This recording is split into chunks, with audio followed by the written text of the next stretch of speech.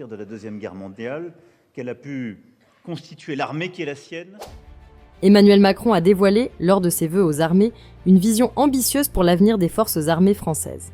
Dans un discours prononcé à Cesson-Sévigné, le président a annoncé son intention d'augmenter significativement les effectifs de la réserve militaire pour atteindre 80 000 réservistes d'ici 2030.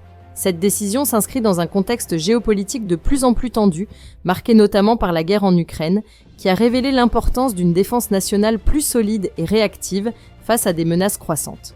Le chef de l'État considère l'engagement des jeunes générations comme un pilier stratégique pour garantir la sécurité du pays. Aujourd'hui, le dispositif de mobilisation des citoyens se limite principalement à la Journée défense et citoyenneté, une structure qu'il juge insuffisante pour répondre aux défis actuels.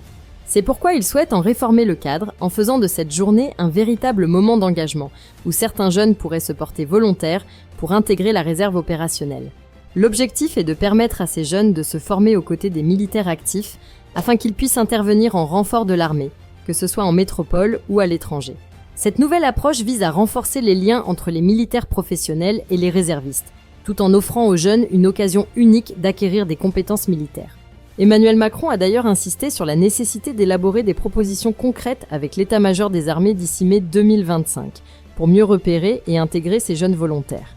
Face à l'intensification des tensions internationales, le président a souligné que la capacité à mobiliser rapidement une réserve de qualité deviendrait un atout majeur pour faire face aux menaces futures. Ainsi, en transformant le service national en une véritable opportunité de défense nationale, Emmanuel Macron ambitionne de renforcer la sécurité de la France tout en offrant aux jeunes un moyen concret de participer à la protection de leur pays. Si la vidéo d'aujourd'hui vous a plu, n'oubliez pas de vous abonner pour ne pas manquer nos prochaines vidéos.